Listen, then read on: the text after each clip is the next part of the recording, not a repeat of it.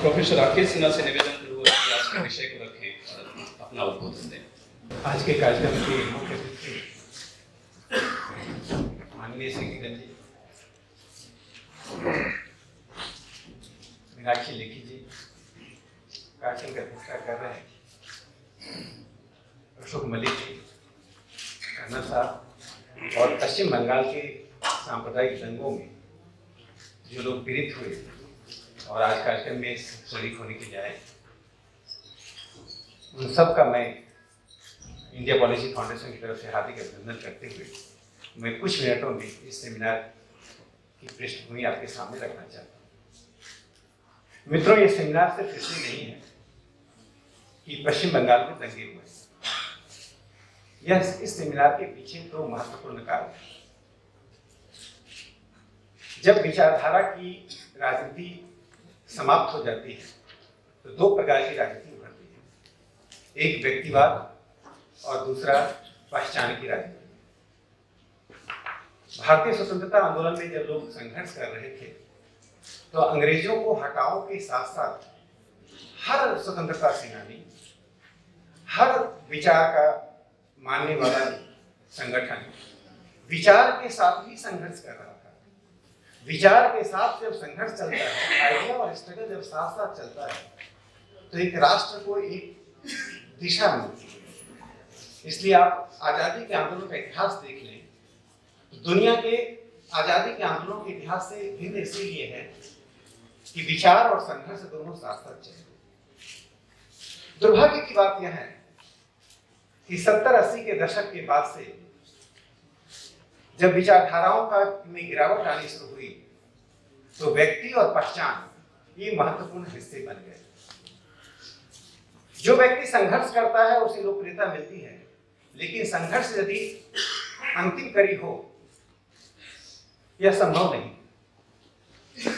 पश्चिम बंगाल की नेत्री ममता बनर्जी ने मार्क्सवादी आतंकवाद के खिलाफ संघर्ष किया, उन्हें अद्भुत लोकप्रियता मिली, लेकिन संघर्ष करते हुए संभवतः उनके मस्तिष्क में विचार का कोई स्थान नहीं था।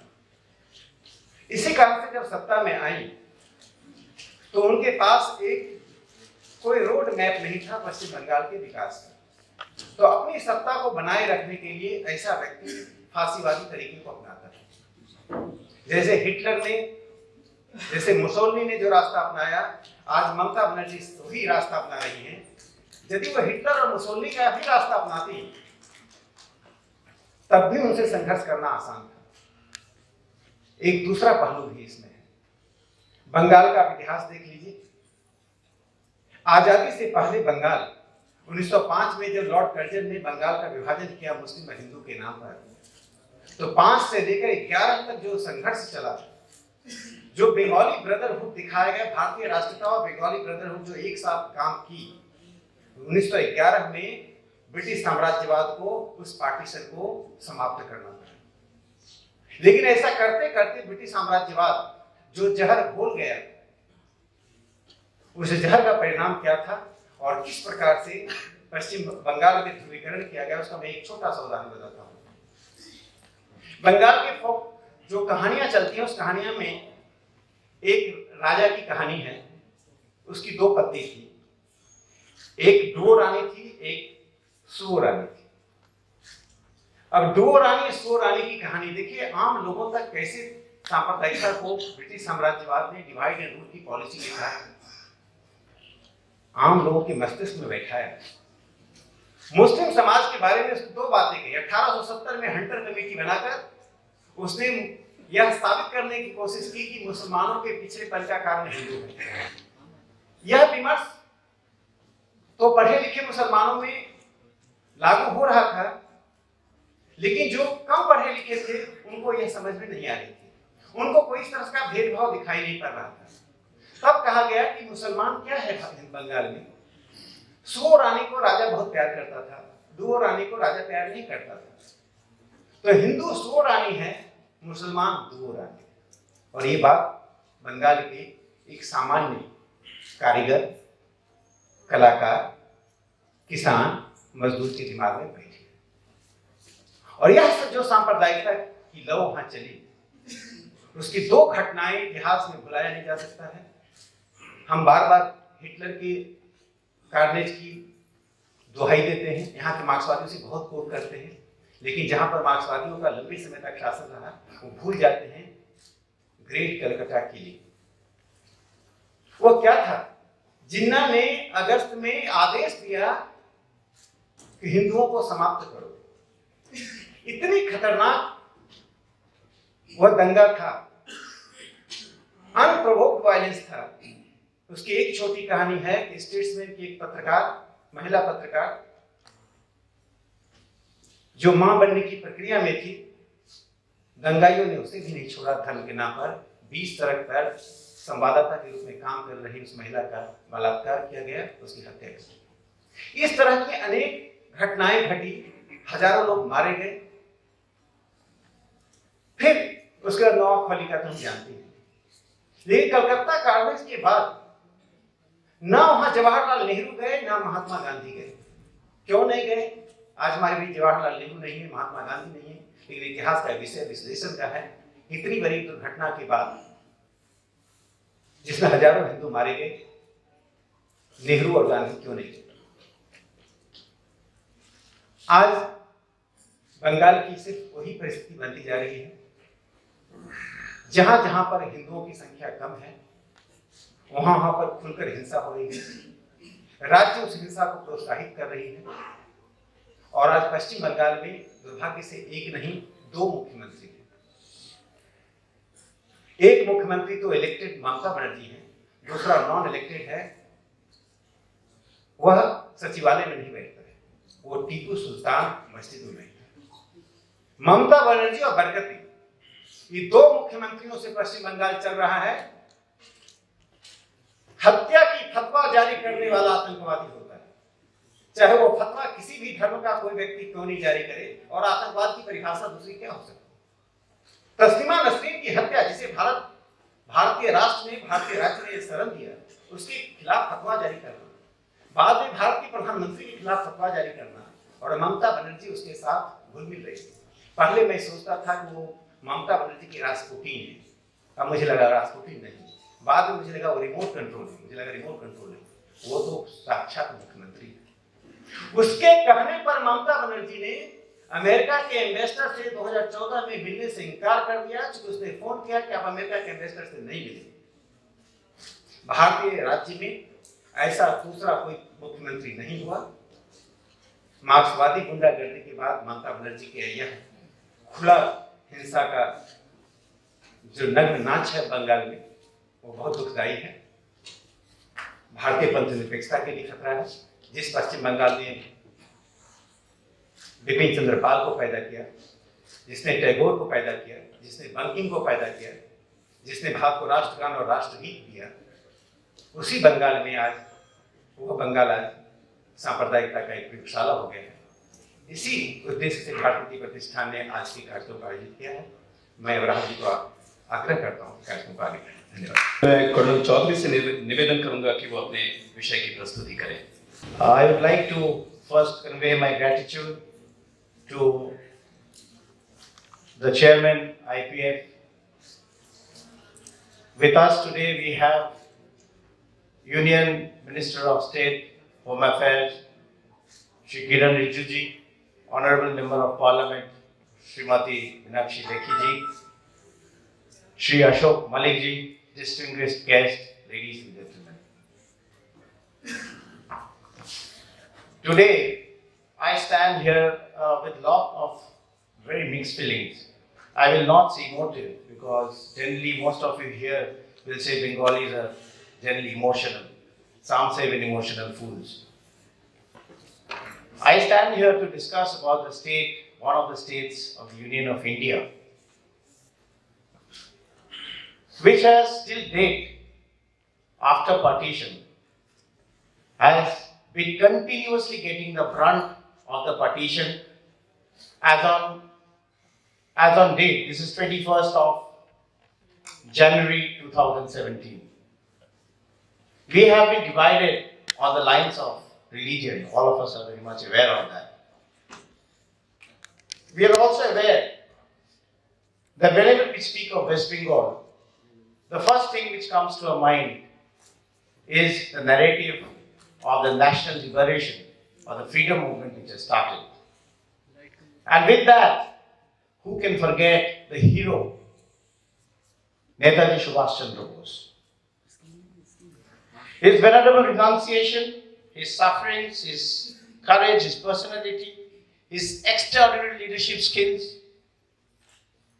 For me, on 21st October 1943, for me we have already gained the independence, because on that day the provincial government in exile was formed. It was not 15th August 1947, ladies and gentlemen.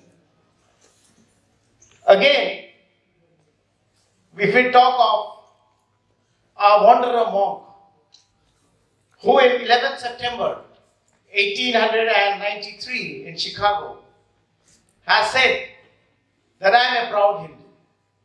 And the whole world, including India, clapped for it. But today when I say in Bengal, or I say in any part of the states in India that I am a proud Hindu, I have been pushed to the corner saying that I am communal. Why this sudden change after the independence? Is it that we have lost our credibility somewhere down the line? Bengali Hindus, ladies and gentlemen, form 8.8% of the total population. And in the second, after the Hindi-speaking population in India. So if this onslaught continues, the carnage continues, if the Hindu of Bengal perish, so does India. And it has happened for the last 7 decades. The carnage continued.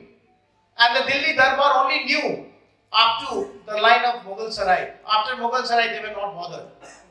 So I request the Delhi Darbar, for the last 7 decades what we have failed, I think there should be a change now.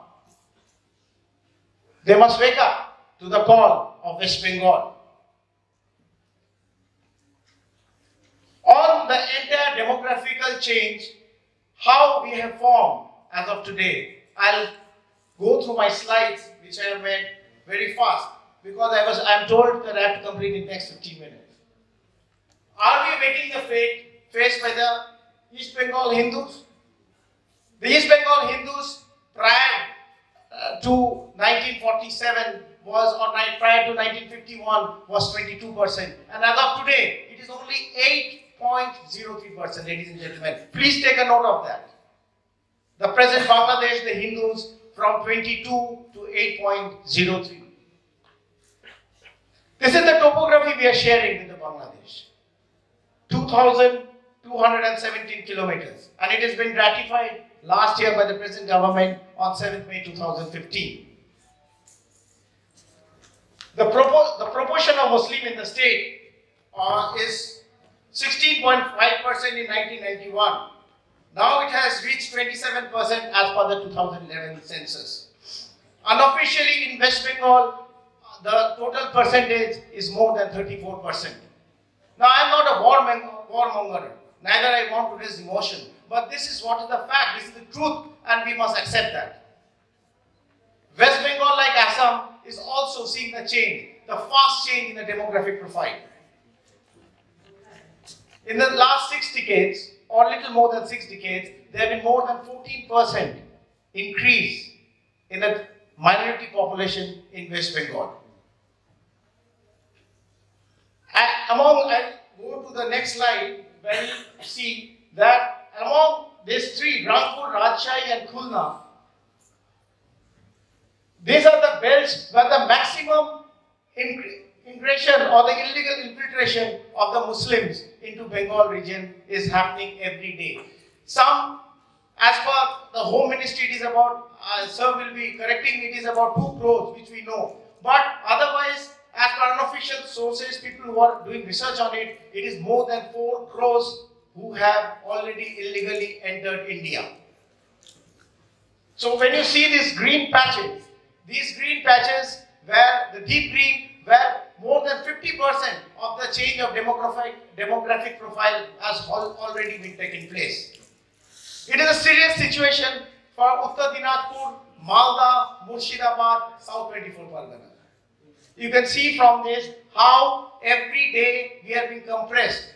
There has been pushing, which the same model they have followed in Bangladesh or East Pakistan prior to 47, prior to 71 and post 71. Every day there has been incursion in this region. So what has, with this illegal infiltration of the Muslim population, as the chairman just pointed out, what is the change in the dynamics and the analytics? There has been a planned and deliberate Islamization. As he has already pointed out, the appeasement of the vote bank politics. 34 years we have seen how it has carried for the last 7 years from 2011 till date. It has increased many folds. The ethnic cleansing in the same model of 1971 from the East Pakistan we just pointed out, it will happen. Then where will the Bengali Hindus or the Hindus of Bengali go if the same ethnic cleansing happens now? We will be hearing more about Dhulagarh. When I come to Kaliachowk, we'll read what was the motive behind it. There are the few examples. We know there is one Trinamool Congress Rajya Sabha member by the name of Ahmed Hassan Imran. He was the founder of the CIMI in India, and we are aware of that. He has got direct connection with Jamaat-e-Islam as per what we have researched. As for the change in the complete education system, ladies and gentlemen, this happened only last week. Please take a note of what is happening. In Bengali, rainbow we call Ram Dhonu, is the 7 colors, the rainbow. Since Ram was there, now the West Bengal secondary education changed from Ram to Rong. Rong means color. So they said Ram, then there will be no Ram in anywhere wherever such words come. So they're changing the entire education from class 1 onwards. So the Islamization in education has also started. From Ram Dhenu to Rong Dhenu. Now when we call Ma Baba in Bengali, it's father, mother, they have changed already to Abba and Abmi. They have changed the color, which we say Akashi, which is the sky color. They have changed into Asmani. These are the things which have just come out in this new session this year. Another thing to be noted, what's happening in the intellectual front. The literacy rate of the Muslim in West Bengal is which is between 20 to 25%. Till 2014, we have never seen the huge influx of people who have cleared either the engineering or medical. So when we went into details, we found there is an institute by the name of Al Amin. Al Amin is giving a study circle only for the Muslim, and they are giving tuition to some Muslim boys and girls. In 2015 and 2016, we have seen more than 29%. Ladies and gentlemen, please note more, which was less than even 3% in 2014. There's some miracle, there's some PC Sharkar who has come and wandered a stick. 29% have cleared their medicals last year and this year. Things to be noted. And in this Al Amin Institute's tutorial, only 6 centers they are given. In the 6 centers, there is no invigilation.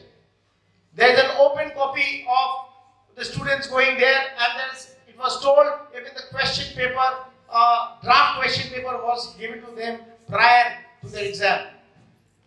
So 29% from 3% only in 2014 has cleared their exam. The same thing we have found in the police service, the West Bengal police service.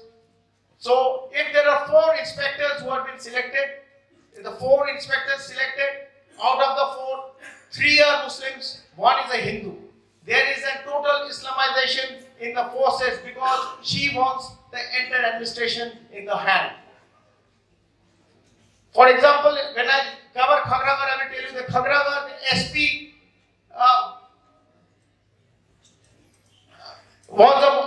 was a Muslim, and when the blast occurred next morning, before the NIA or any investigating agency could reach there, there was the entire thing was taken near a thing, and it was the entire bomb which was not blasted was blasted off by him.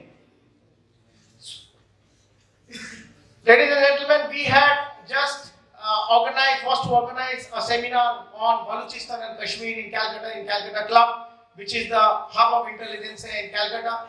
We were told that please drop the word Kashmir after everything was decided.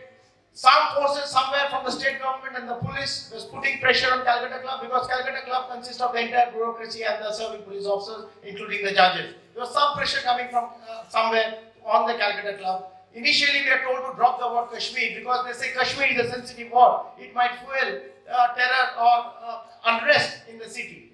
Thereafter, we have been told to drop the entire topic of Saga of Kashmir and Balochistan, which I believe IPF had done here. But in Calcutta, we have been gagged. The media was not allowed. We are told not to even stage this show because this will have tension across the city. Initially, these are the two cards. After the Dadri incident, these are the two gentlemen. One is Vikas Ranjan, Mayor, and the other is Subodh Sarkar, who is a literate intelligence. He belongs to the TMC. Openly, they try to eat beef and try to prove something. I request all of them to please come in front of Jama Masjid or Tipu Sultan Mosque, as Sir pointed out, and eat pork and show that how secular you are. This is the new CM of West Bengal. He continues his prowess from Tipu Sultan Mosque. And the constitutional mandate who got Srimati Mamata Banerjee, she changes her total attire as per the situation. Whenever she goes, she changes into what you are seeing. There is a small video.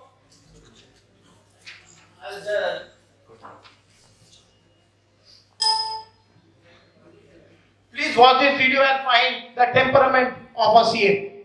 My question is that do you think how these recent women cases are being crime cases are being dealt with, is it dealt in the right way? There's another question on the same topic from Tanya Bhardwaj. Can we get that question? I'm from Presidency College, and you just spoke about rules and how you don't support them.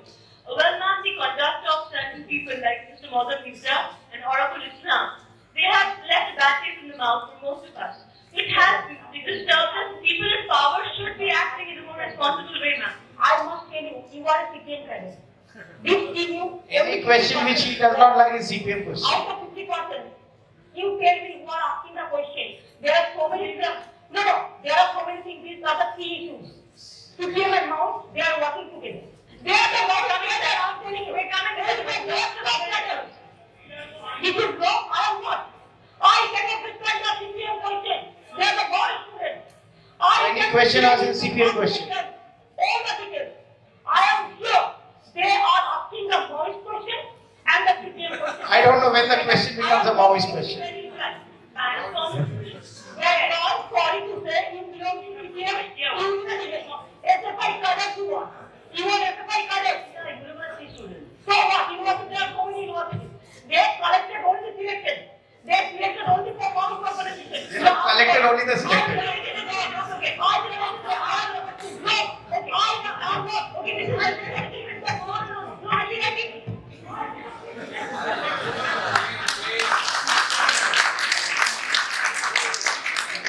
To finish, I had few more slides, but I would only like to say 2-3 words before I finish. I had few more slides. There is a gag on Durga Puja. Ladies and gentlemen, for Durga Puja, it's a cultural, very close to us. It is a heritage. With the Bengali comes together, it is a tradition.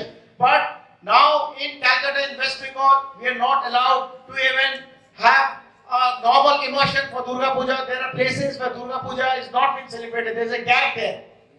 If for Jallikattu the entire Tamil Nadu can come together, the central government is helping them, then why not for Durga Puja, which is the core issue? It brings the entire Bengali of the entire world together during that time. So what's stopping us from celebrating Durga Puja or for the immersion? So during our last Visarjan, the Moram was there. Now I ask the CM, if on 26 January, if the Eid falls, will you not allow the army parade on Red Road, or we allow the Imam having his procedure of calling the Prophet on that day on Red Road. This has to be clear, and the CM has to answer that. कार्यक्रम को आगे बढ़ाते हुए इन्हीं विषयों पे India policy foundation ने एक शोध पत्र प्रस्तुत किया है। मैं अतिथियों से निवेदन करूंगा कि आज उसका लोकार्पण करें और उनके एडिटर्स प्रोफेसर आलोक शर्मा जी और तारिका सिंह जी को बुलाना चाहूंगा स्टेज पे, वो पत्रिका भेंट करें हमारे अतिथियों को। ये पुस्तिका विनी direct actions in waste Bengal के टाइटल से पब्लिश की गई है। इसमें विनी डायरेक्ट एक्शंस के बारे में और बंगाल की आज की परिस्थितियों के बारे में हमने रिसर्च प्रस्तुत की है। अब मैं श्रीमती मीनाक्षी लेखी जी को आमंत्रित करना चाहूंगा। कर्नल चौधरी की प्रेजेंटेशन के बाद तो मुझे लगता है कि सबके रोंगटे खड़े हो गए होंगे।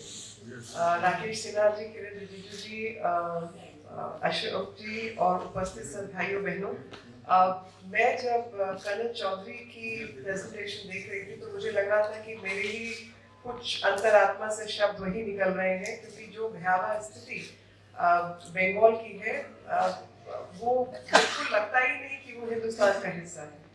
और जब राकेश जी ने अपनी बात प्रस्तुत की तो उन्होंने अपनी बात में बताया कि बंगाल का जो विभाजन है किस तरीके से हुआ था, और बंगाल का विभाजन चाहे या ना चाहे, कितनी ही रोमांटिसाइज हम लोग उस स्थिति को कर लें, मगर वो धर्म के आधार पर हुआ था और ये वस्तु स्थिति है।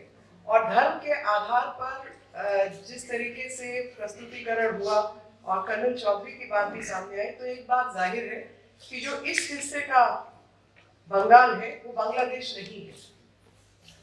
So the philosophy which is supposed to be followed on this side of Bengal cannot be what the basis on which Bangladesh was made.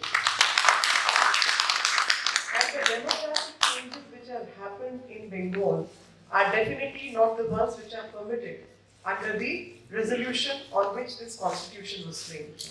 But the fact is that demographic changes have happened. And that demographic changes on one side, you say, whenever I discuss population, because I always feel as a legislator, my job is to think forward and think for the country. And I constantly worry about all sustainable development goals, etc., which country wants to take it forward. How can you take it forward? आप कैसे उसको आगे बढ़ा सकते हैं? जो भी आपने अपने देश के लिए सपने सजाए हैं, चाहे वो स्किल डेवलपमेंट हो, चाहे वो इकोनॉमिक प्रोग्रेस हो, चाहे तमाम चीजें हो, क्योंकि सबके पीछे अगर रूट में जाए तो पॉपुलेशन पॉलिसी है। और बंगाल का जो आकलन है वो आप सबके सामने है कि एक पर्टिकुलर कम्युनिटी का जो पॉपुलेशन है वो कैसे जबरदस्त तरीके से बढ़ा, और वो जबरदस्त तरीके से जो बढ़ा उसका असर आपको वहाँ की सोशल फैब्रिक में दिखाई दे रहा है। और जिस सोशल फैब्रिक के अंदर आपको वो दिखाई दे रहा है तो वही विचारधारा का परिवर्तन भी दिखाई दे रहा है। तो एक सर्टेन परसेंटेज से ऊपर होते ही तो it's not Islamisation. I am sorry Colonel Chaudhary, I was mighty impressed by your presentation, but I just feel it's not Islamization which is a problem. The problem is jihadism. Yes. And the problem is not Islam per se, but the kind of people who follow and who take the idea forward, who do not want to see anybody else. That is the problem. Intolerance is a problem. आपको 24 घंटा संघ परिवार को intolerant की उपाधि मिलती है। Intolerant कौन है साहब? जहां आपका जरा सा नंबर बढ़ता है तो आप इंटॉलरेंट होने शुरू हो जाते हैं, और जब आप राइट करते हैं तो वो राइट नहीं कहलाते, वो जेनोसाइड होता है। आपने तो जेनोसाइड किया सबके सामने, और जेनोसाइड के अंदर क्या? अभी जो भांगड़ में हुआ, भांगड़ के अंदर ये वही ममता बनर्जी है जिन्होंने शिंगूर को लेके पूरा आतंक खड़ा किया था और पूरी राजनीति बदल दी थी। लेकिन अब वही भागड़ के अंदर वही तबाही मचाई हुई है, और वो तबाही इस तरीके की तबाही मचाई हुई है कि गांव की जो व्यवस्था है उसको पूरी तरीके से खराब किया जा रहा है। उसमें हिंदू मुसलमान सब सफर कर रहे हैं। तो जो बंगाल, और मुझे बहुत खुशी हुई कि ये विवेकानंद जी की जो स्टैचू है वो हमको मोमेंटो के रूप में प्रस्तुत किया राकेश जी की संस्था ने। और जब बंगाल की बात हो रही है तो क्या आज का बंगाल विवेकानंद जी के सपनों का बंगाल है? क्या वो श्यामा प्रसाद मुखर्जी के सपनों का बंगाल है? क्या वो सुभाष चंद्र बोस जैसे लीडर जिसने पैदा किए हो वो बंगाल है? तो मुझे कहीं ना कहीं लगता है कि साजिशें होती रही बंगाल के साथ और धोखा हुआ बंगाल के साथ, क्योंकि चुनाव से पहले वायदे कुछ, हालात कुछ। 34 साल लेफ्ट वाले राज करके चले गए और उसके बाद जो अभी है वो परिवर्तित लेफ्ट ही है, क्योंकि जो लेफ्ट था वो अब इनके साथ शामिल हो गया। तो जो मानसिकता है वो तो बदली नहीं, सोच विचार बदला नहीं, और वही भयावह स्थिति जो है वो इन्होंने पैदा कर रखी है। लेकिन इन्हीं स्थितियों के साथ अगर मैं आऊं तो जब एक बहुत प्रचलित शब्द इस्तेमाल होता है सेक्युलर, खासतौर पे बंगाल के परिवेश में, आप मुझे बता दीजिए, जैसा कि चौधरी जी ने भी कहा, पोर्क खाना अनएथिकल है, बीफ खाना एथिकल है, मतलब मोरालिटी कहाँ जाती है? जलीकट्टू अनएथिकल है, वायलेंस टू एनिमल है, वही बीफ सर्व करना लीगल है। कहाँ जाती है इनकी मानसिकता? और जब आपका जो संविधान है वो आपको रोकता है इन सब चीजों से, because drought and kettles are to be protected under directive principles of under the constitution, directive principles of the state. So directive principles visualize what a state should do, what a state should be like. But on the other hand, you promote beef eating and you call it under the name of religion. It is not just religious, it is about the country's economy, it is about the well-being of the nation. And if we look at the law and order situation, then I must say 25,000 crore worth of black currency or fake currency racket goes across between Bangladesh and India. And the sad part is that ये 25,000 करोड़ का जो गलत smuggling और इस तरीके का व्यापार है, उसका 60% फेक करेंसी में है, यानी 15,000 करोड़ सालाना आपके पैसों में जुड़ जाता है। और वो 15,000 करोड़ रुपया जो फेक करेंसी के रूप में आपकी व्यवस्था में जुड़ता है, तो जाहिर तौर पे आपकी इकोनॉमी बर्बाद हो रही है। तो डिमोनेटाइजेशन, तो ऐसे में कोई भी मुख्यमंत्री होगा जो कि बॉर्डर स्टेट का मुख्यमंत्री होगा, वो बॉर्डर स्टेट का मुख्यमंत्री तो इस बात को पसंद करना चाहिए ना कि at least thank God the economy is going to be booming, the black marketing and smuggling has reduced, my country is going to progress, my state is going to progress. But I was wondering why Mamata Banerjee was so upset with demonetization. Why was she upset? Because anybody should feel good about an instance like demonetization, because that is going to improvise the black money coming into the fray and also the fake currency going out of the system. Everybody should feel good about it. But unfortunately, it is not so. And if I can go back to the slide which was shown earlier, there is a systemic infiltration which is happening from the side of Bangladesh. And that systemic infiltration has a reason. Because Bangladesh is not Pakistan. Bangladesh, as a government, is a liberal government. So whenever liberal government starts taking action on the Talibanic forces, those forces push the Talibanization onto our side. And that is the worst thing, that people who are not secure in Bangladesh get to get the panah in my country. मेरे देश के अंदर उनको जगह मिल रही है जिनको बांग्लादेश बाहर निकाल के फेंक रहा है। ये सोचने और विचारने वाली बात है। और बांग्लादेश पाकिस्तान नहीं है जी। बांग्लादेश की जो लोग हैं वो थोड़े फर्क है, लेकिन बांग्लादेश की जो हालत हुई तालिबानाइजेशन के तहत, जहां पर हिंदुओं का कत्लेआम हुआ, 22% कह रहे थे, लेकिन मैं उससे पुराने हूं तो 38% वहां हिंदू थे। 38% हिंदू 22 रह गए, 22 से आप 8 कह रहे हैं, मेरा आकलन है 5.2 कुछ। और ये जो हालात पैदा हुए हैं, इन सब हालातों के पीछे जो सरकार अगर बेहतर काम बांग्लादेश में करने की कोशिश करती है, तो वो तालिबानी फोर्सेस इधर आके इकट्ठे हो रहे हैं, और वो तालिबानी फोर्सेस को जिस तरीके का संरक्षण यहाँ पर मिल रहा है, हम उसके खिलाफ हैं। और और उस खिलाफत के अंदर वो संविधान के तहत हम सेक्युलर सरकार की निर्मिति चाहते हैं। हम चाहते हैं कि रिलीजन बीच में ना आए, हम चाहते हैं कि सबका साथ सबका विकास हो। लेकिन सबका साथ सबका विकास कैसे होगा?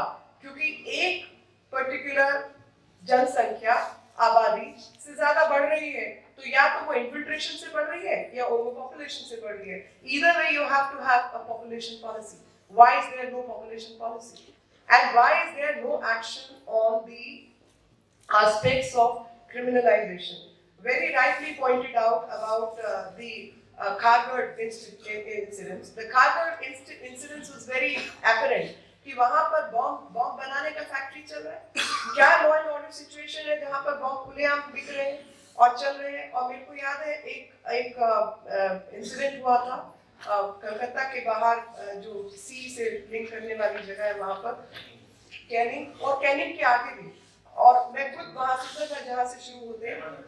तो वहां पर हम लोग गए और वहां पर शहंशाह करके ओपन आर्म एक मतलब मवाली घूमता है sir.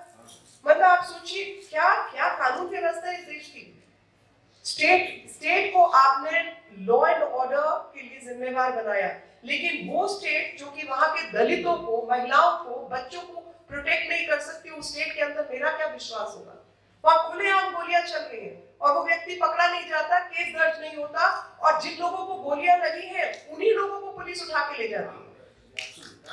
This is the manner in which law and order is run in a state. All we are seeking, all I am saying, the whole country is mine. Vivekananda का पूरा देश था ना, तो हम लोगों का भी पूरा देश है। बंगाल सिर्फ बंगालियों का नहीं है, बंगाल पूरे हिंदुस्तान का है।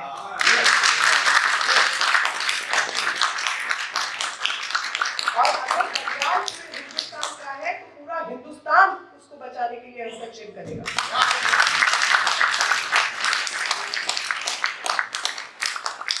बंगालियों के हाल पर नहीं छोड़ा जाना चाहिए, और उसका मैं कारण बता देती हूँ। मतलब बहुत लोगों को शायद मेरी बात अच्छी ना लगे, क्योंकि जितने पढ़ लिख गए और जितने काबिल हो गए वो तो राज्य छोड़ के बाहर निकल गए, और राज्य छोड़ दिया ऐसे लोगों के, मवालियों के हाथ में। ऐसे नहीं चलेगा। वहां पर जाकर बाकायदा लोगों को बैठना होगा और देखना होगा कि वहां पर क्या क्या हो रहा है और क्या कुछ हो रहा है। अभी बात आती है इन्फिल्ट्रेशन की।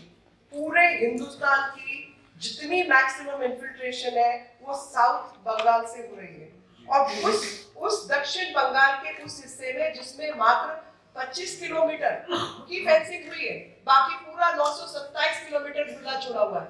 और उस फेंसिंग के लिए और वहां पे बीएसएफ पोस्ट बनाने के लिए बीएसएफ जमीन मांग रही है, राज्य सरकार लैंड एक्विजिशन ही नहीं करती है। बांगर पे लैंड एक्विजिशन होती है क्योंकि वहां पे रेजिडेंशियल फ्लैट्स बनाना चाहते हैं, क्योंकि वहां धंधा पानी चलाना है, काम करना है।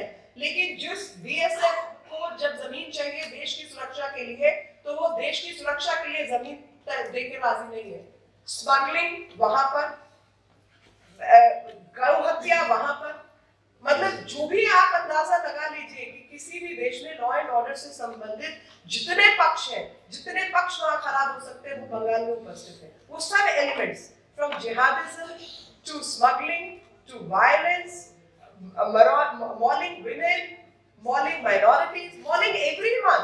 So it is not a government which is a secular government. It is an opportunist, appeasing government, which is appeasing to certain sentiments only to stay in power. And we have a Maulana sitting in a mosque who passes fatwa. State government takes no action. Damn well understand, the Prime Minister is the Prime Minister of the country. It affects my sentiments when it is a Chief Minister. These are constitutional posts.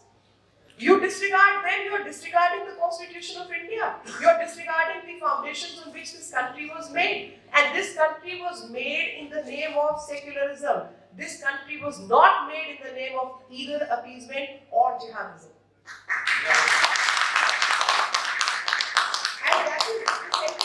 That is the sentiment we all must understand. We all must understand that whether it is Dulagarh, whether it is Kalyanchak, whether it is Kharghar, these are just repeats of the same ailment which exists in the system. And the ailment is that you're not able to deal with 35% population. And that 35% population does not belong to this country. Yeah.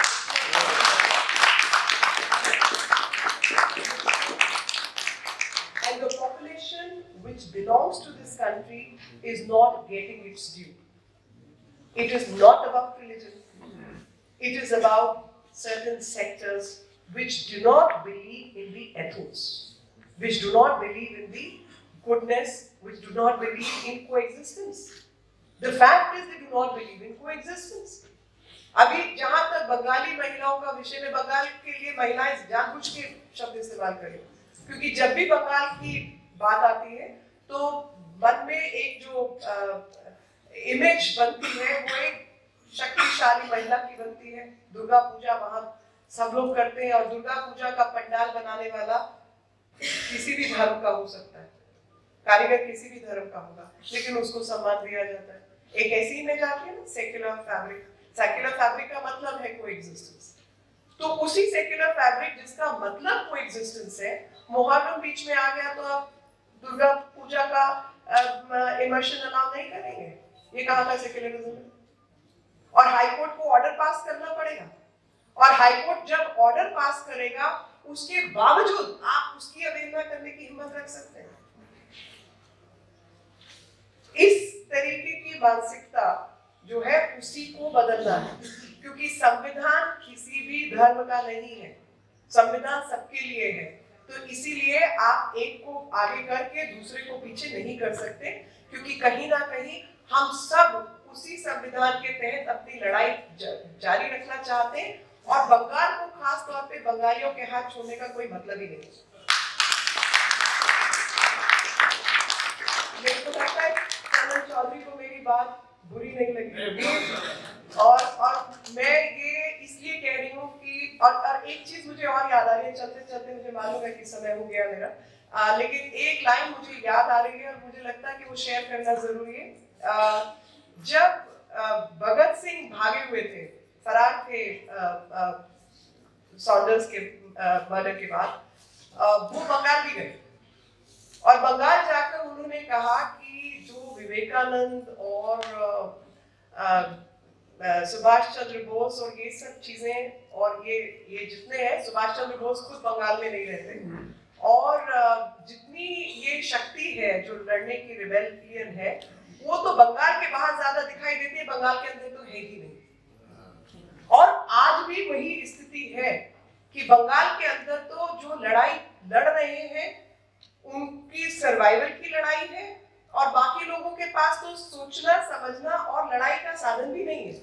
तो कहीं ना कहीं वो पूरे समाज में जो सन 57 वाला रिबेलियन था उसको जागरूक करने की आवश्यकता, उसी के लिए ये आज का जो सेमिनार है वो बहुत प्रभावी होगा। मुझे समय नहीं मिला mini direct action in waste Bengal पढ़ने का, लेकिन जो शीर्षक है वो अपने आप में बताता है कि इसकी किताब के अंदर क्या लिखा होगा, और जिस तरीके का बेहतरीन काम राकेश सिन्हा जी की संस्था ने किया है, मैं उसके लिए उनको धन्यवाद देना चाहता हूँ। आज हमारे बीच में जो अतिथि बंगाल से हैं, हम लोगों ने हमारे विचार सुने, अब हम उनके ऊपर आप बीती सुनेंगे। हम किसी एक को समय की सीमा को देखते हुए और भाषा के बंधन को देखते हुए हम श्री केसरा मलिक जी को निवेदन करेंगे कि वो 2 मिनट में अपने हालात के बारे में बताएं। सबको नमस्ते। हम धुलागढ़ से आए हैं। जिस जगह पे झगड़ा हुआ है 25-20 फुट दूर में मेरा मकान है। मुझे 10/12/2016 में वो लोग पाकिस्तान का झंडा लगाने के लिए आया था हम लोगों के इलाका में, आके बोल रहा है इंडिया मुर्दाबाद, पाकिस्तान जिंदाबाद, इंडिया मुर्दाबाद, पाकिस्तान जिंदाबाद। तो हम लोग दौड़ के गए, जाके देख रहे हैं जो लोग पाकिस्तान का पताका लगा रहे हैं।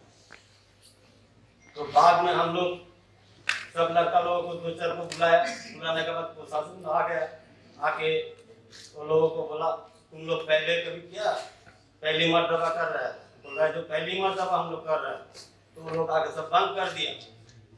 उस 10 तारीख का 12 तारीख रात को हमारा एक बुजुर्ग मर गया था। 13 तारीख सुबह हम लोग उसको जलाने के लिए संसद में गया। 10 साढ़े 10 बजे वो लोग 2-2,500 लोग आया। जैसा एक तो रोड है, जैसे एक तो रोड है, दाहिने तरफ कोचिंग सेंटर है शिक्षा निकेतन, उसमें 50-60 लड़का लड़की पढ़ता है। और बाएं तरफ एक तो अन्नपूर्णा क्लब है, उसमें 0 बच्चा 18-20 को पढ़ता है। उस टाइम वो लोग आके पूरा रोड के ऊपर जमायत किया। उसके बाद 2-4 लड़का गया, बोलता भाई रोड क्लियर करो, इधर इतना जाम लगा दिया। वो लोग सब उसके ऊपर चढ़ के कम से कम भी 50-60 उस दिन गोमाला उधर फेंका। हम लोग किसी भी हालत पे वो अन्नपूर्णा क्लब में जो नादन बच्चा था उसको संभाला, और बगल में जो शिक्षा निकेतन कोचिंग सेंटर था वो लोगों को संभाला। फिर बाद में वो लोग कितना आदमी है जो हम लोगों का ऊपर चढ़ गया, हम लोग डर के मारे भाग गया। भागने के बाद हम लोग समझ गया जब प्रशासन आ जाएगा कोई दिक्कत नहीं होगा। हम लोग बागान में मतलब जंगल में था। दूसरा दिन सुबह 10 बजे 13 तारीख 14 तारीख को सुबह 10 बजे कम से कम भी 2-2.5 हजार आदमी आके सबके ऊपर पेट्रोल बम मार के किसी का घर लूट लिया, किसी का दुकान जला दिया। कोई लड़की को घर से उठा के ले गया, 2 घंटा बाद उसको घर पे भेजा। 12-13 साल का लड़की को उठा के ले गया, आधा घंटा 1 घंटा बाद भेजा। वो लोग कितना अन्याय किया है हम लोगों का ऊपर इतना केस लगाया जो हम लोग घर पे नहीं रह पाता है। भरी जंगल में जहाँ साहब रहता है वहां तक हम लोग रहता है। एक तो खाली तिरपल लगा के इतना ठंड में, हम लोगों के लिए पहनने के लिए कपड़ा भी नहीं है, खाने के लिए कोई सामान भी नहीं है। हम लोग बाहर जाएगा तो पुलिस वाला पकड़ कर ले जाएगा। हमारा 2 छोटा बच्चा है, छोटा 2 बच्चा है। वो लोग क्या कहता है क्या पीता है हम लोगों को देखने के लिए समय नहीं मिलता है। पुलिस का डर इतना है, हम लोग कुछ किया नहीं, ऊपर से हम लोगों का ऊपर केस लगा दिया है। तो जो हमारा फूफा जी बैठा हुआ है, पहले दिन वो लोगों का घर पे पत्थरबाजी किया है, बोमा फेंका है, सब ठीक हो गया। हम लोग यही सोच के रह गए। उसका एक तो छोटा बच्चा है प्रतिबंधी। दूसरा दिन वो लोगों का घर जला दिया, सामान सब लूट कर लिया। कम से कम भी 50-60 को दुकान जला दिया, 124 घर जला दिया, 181 परिवार पूरा खत्म हो गया। सब इधर उधर जंगल में घूम रहा है। हम लोग तो इधर आने के लिए बहुत कोशिश किया है, इधर का बात पहुंचाने के लिए बहुत कोशिश किया है। जो मीडिया वाला जाता है, हम तो कई मर्तबा मीडिया का सामने आया, जो तुम लोग बात हम लोग अगर लेके जाते हो कभी दिखाते नहीं हो, कभी सुनाते नहीं हो। टीवी लेके हम लोग बागान में जंगल में बैठे हुआ है, जो हम लोग का बात दिल्ली तक पहुंचे, शायद हम लोग को कोई शांति मिले। कोई आज तक ऐसा किया नहीं। हम लोग इधर आया, आने के बाद आप लोगों का सामने बोल पाया, कम से कम हम लोगों का मन में सुकून आ गया। हमारा दुकान जला दिया, एक तो बाइक का हमारा काम वो जला दिया। जलाने के बाद सबको एक आदमी को 35,000 रुपया का चेक मिला है, तो हम भी नोटिस किया था। करने का बाद हमको कुछ नहीं मिला। देखिए पूरा लिखा है, जो अपना वाला होता है उसको 35,000 का चेक मिला है। हम लोग का अपना वाला नहीं है, इसलिए हम लोग को चेक नहीं मिला है। I just want to add one thing. Today there were about 60 of them were to come tomorrow to Delhi. These Dhulagarh victims, where he's saying that about all the houses when nothing is left. We were to bring them and to sit at Jantar Mantar so that the media knows the story, because it is not out in Delhi. And they have been removed when they were boarding at Howrah. So they have been removed from the train. 30 of them from Howrah and about 25 to 30 in Bardhaman. So they were not allowed to come to Delhi, so that Delhi comes to know about what's happened to Dhulagarh. मैं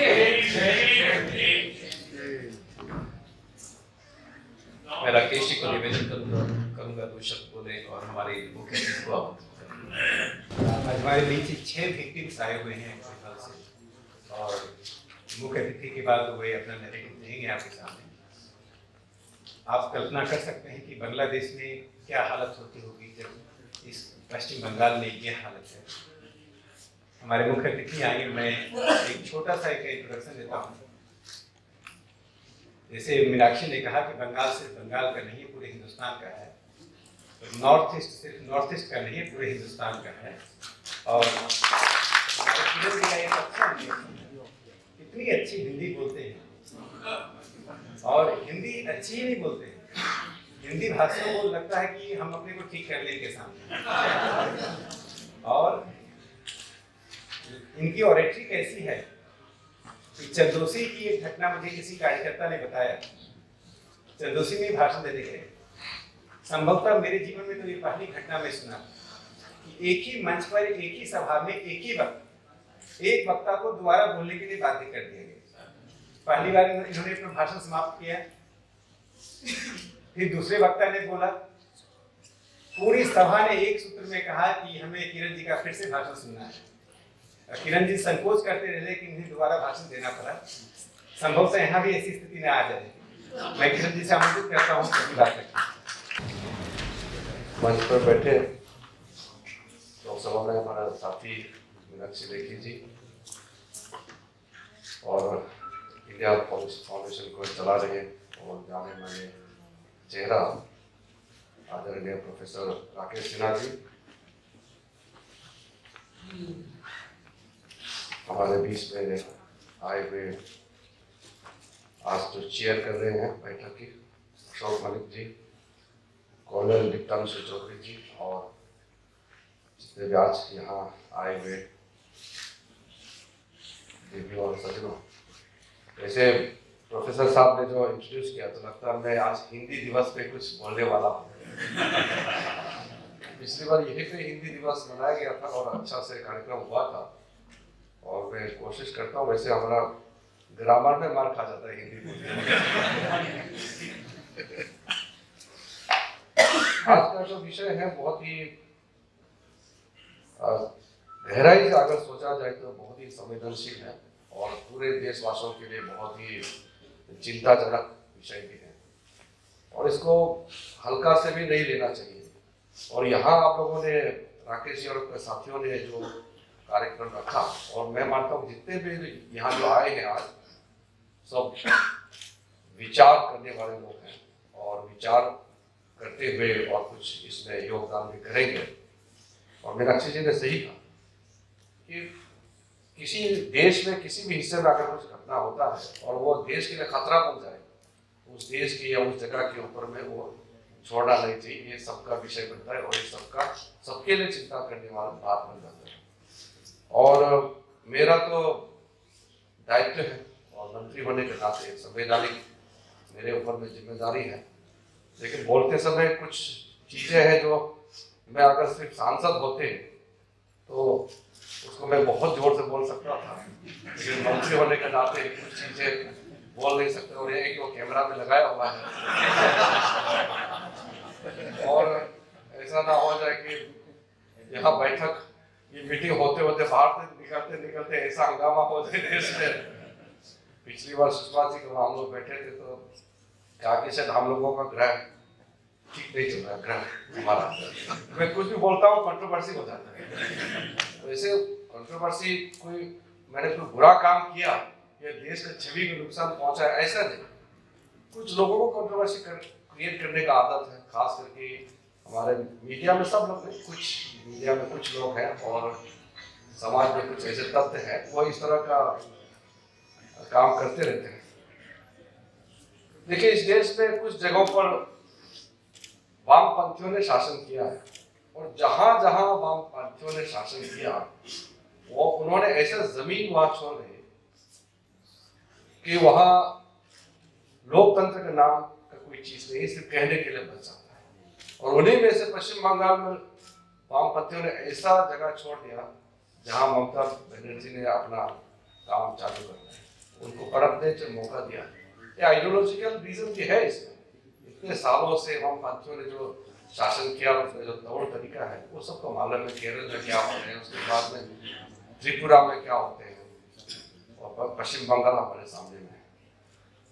और सही कहा कि एक जमाने में तो जो बंगाल जो सोचते हैं बाकी देश कल सोचते हैं, और वो बंगाल जो है आज जल रहा है, लोग कठिन परिस्थिति में गुजर रहे हैं, तो देश के लिए खतरा बना हुआ है। एक बर्मिंघम में एक कॉमनवेल्थ का वहाँ बैठक था आज से कई साल पहले, तो मैं नए सांसद बने थे उस समय, तो मैं अपोजिशन पार्टी में था। हम लोग वहाँ बैठे तो वह बांग्लादेश से भी एक आया, क्योंकि अंग्रेजों ने हम सबको कॉमनवेल्थ के नाम से बंधन बना कर रखा।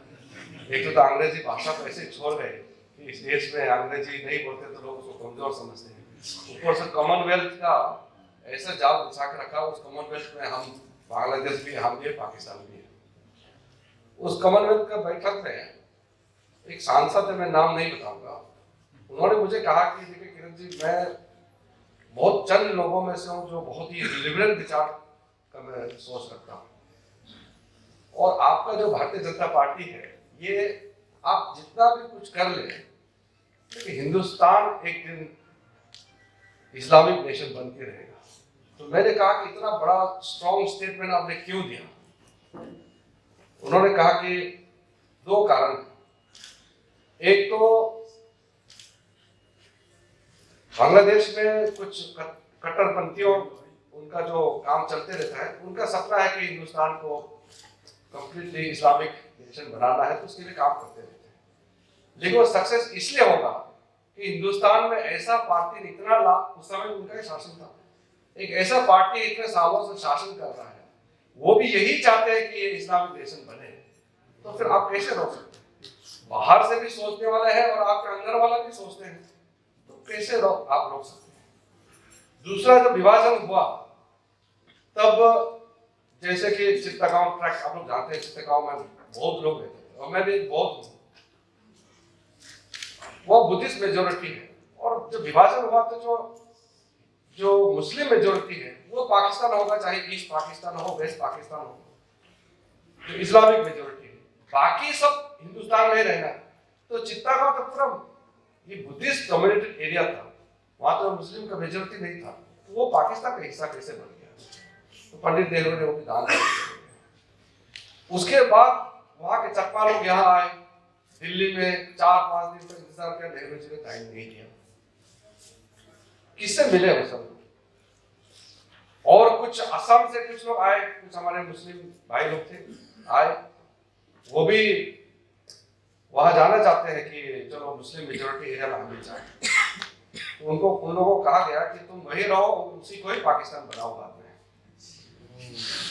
बहुत सा कारण है, लेकिन कमजोरी हम अपने विचार में, हमारे सोच में, मैं ये मानता हूं। लोग तो हमको इतना ब्लेम करते हैं, जैसे मीडिया, सोशल मीडिया, हम नए मंत्री बने और उसका बाद में कैंपेन चला, इंटॉलरेंस का कैंपेन चलाया, बोला कि हमारा सरकार आते ही माइनॉरिटीज को तंग किया जा रहा है, मारा जा रहा है, पीटा जा रहा है, दुनिया भर का कहानी चला। तो मैंने जांच पड़ताल किया अपना मंत्रालय में कि वाकई में है क्या। तो एक छोटा सा उदाहरण देता हूँ, जैसे कि दिल्ली में लगातार न्यूज चला कि पूरा चर्च को जलाया जा रहा है, चर्च जलाया जा रहा है। तो हमने दिल्ली पुलिस कमिश्नर को बुलाया, पूछा कि क्या एग्जैक्टली हुआ है, और अगर चर्च जलाया तो एक्शन लेना चाहिए, क्योंकि किसी धार्मिक स्थल को नुकसान नहीं पहुंचाना चाहिए। हम तो गवर्नमेंट में है, कॉन्स्टिट्यूशनल अप्लाई से काम करना ही हमारा ड्यूटी है। तो उसमें आया 2-4 केस का चर्च का, जैसे कि किसी में कोई पत्थर मार दिया या कोई चोरी का केस था, ऐसे कोई संयोजित तरीके से ऐसे कुछ काम हुआ नहीं। लेकिन मीडिया में तो ऐसा चला कि हमारा सरकार ने ही पूरा चर्च जलाया। फिर उसके बाद आपको मालूम है मुरादाबाद का घटना और अन्य जगह का घटना, जो यहाँ ब्यौरा देने की आवश्यकता नहीं है। तो ऐसा चला तो देश भी कभी मुझे लगता है उसी में डूब जाता है। जब अफगानिस्तान में किसी भी माइनॉरिटी को कुछ होता है, या पाकिस्तान में, या बांग्लादेश में, या तिब्बत में मान लीजिए, या श्रीलंका में, कहीं भी किसी माइनॉरिटी का साथ कुछ भी घटना होता है तो सबसे पहले हिंदुस्तान की ओर दौड़ के आते हैं। ये हिंदुस्तान हिंदू मेजोरिटी नेशन है और हिंदुओं का ये शुरू से अपना एक रवैया रहा है कि सबको अपना मान के चलना। कहीं से ईरान से हो चाहे जूस हो कोई भी हो, कुछ भी होते हैं तो रेफ्यूजी बन करके हिंदुस्तान में आता है और यहाँ आराम से रहते हैं। तो फिर ये देश कैसे इनसिक्योर हो गया? अगर हिंदू इतना खराब था और इतना खराब है तो फिर सब फिर हिंदुस्तान के और क्यों नहीं मोड़ के आते, यहाँ क्यों आते रहते? ये हमारा कैरेक्टर, लेकिन इस कैरेक्टर को डैमेज करने के लिए संयोजित तरीके से इतना अच्छा से प्लान कर रहा है, फिर भी हम उसको जवाब नहीं दे पाते।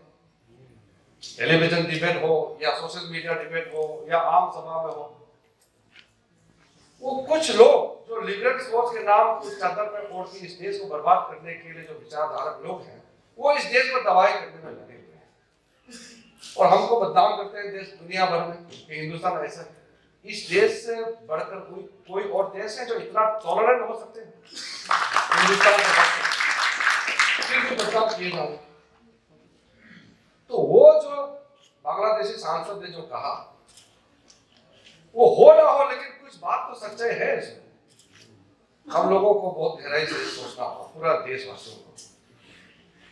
यहाँ किसी भी देश, किसी के देश से लोग यहाँ आते हैं, ऐसा कुछ होता नहीं है, लेकिन ऐसा बनाया जाता है। और हम लोग का देश जो बना तो उसमें एक बहुत, अब मैं लीडरशिप के ऊपर में तो नहीं जाऊंगा, लेकिन बहुत गलत तरीके से देश शुरू से ही चलाया। अब मैं बॉर्डर मैनेजमेंट देखता हूँ और जब बॉर्डर जाते हैं तो अजीब सा मुझे एक मन में एक ख्याल आता है कि ऐसा क्यों है कि हम इतना डरा हुआ है। जैसे कि पाकिस्तान का साथ में फेंसिंग, पाकिस्तान कोई फेंसिंग बनाता है क्या? फेंसिंग हमको बनाना पड़ता है। बांग्लादेश का साथ कोई फेंसिंग बनाया क्या?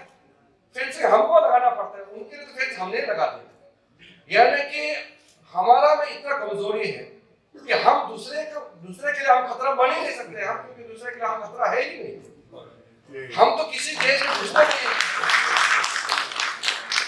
लेकिन हमको फेंसिंग बनाना पड़ता है दूसरे के जो इलीगल माइग्रेंट्स या जो इन्फिल्ट्रेशन कुछ भी हो हमारे यहाँ घुस के आ जाएंगे, इससे बचो। यानी कि पहले ये नजरिया है जो माइनॉरिटी जो है वो छोटे देश, जो सामने में छोटे छोटे देश है, जैसे नेपाल हो सकता है, खैर नेपाल का साथ हमारा फेंसिंग नहीं, बांग्लादेश, पाकिस्तान, वो हमसे नहीं डरते हैं। हम डरे हुए हैं कि वो पूरा हमारे ऊपर कब्जा कर जाए या हमारा घुसपैठ करके पूरा हमारा यहाँ पूरा वो छीन के ले जाएंगे। यानी कि हमारा सोच में भी कमजोरियां रहा है। अगर आप सोच को ठीक करेंगे, देखिए सब चीज सोच से बनता है। अगर सोच ही ठीक नहीं है तो फिर आप कैसे खड़ा कर सकेंगे अपने आप को?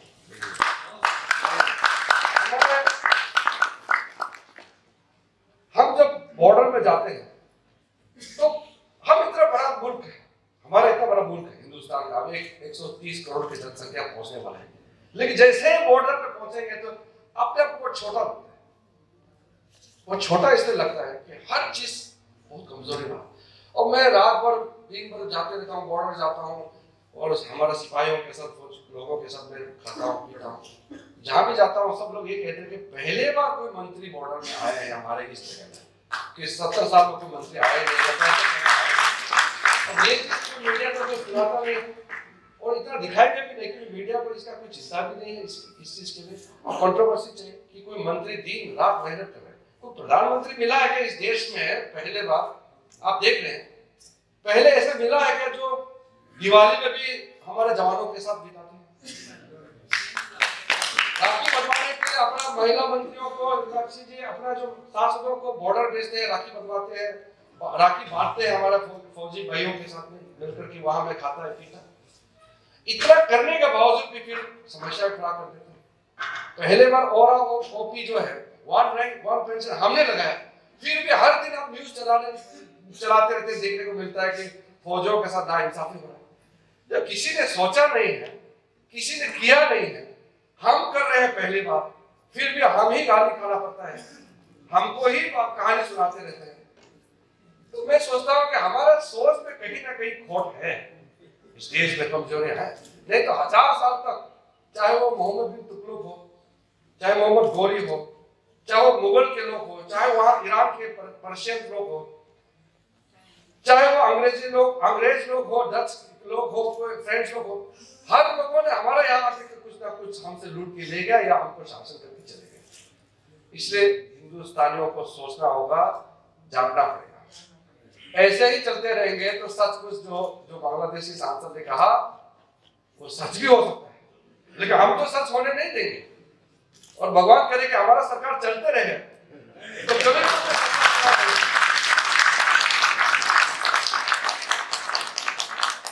इसलिए हमारे पास बहुत ताकत भी है, कमजोरियां भी है।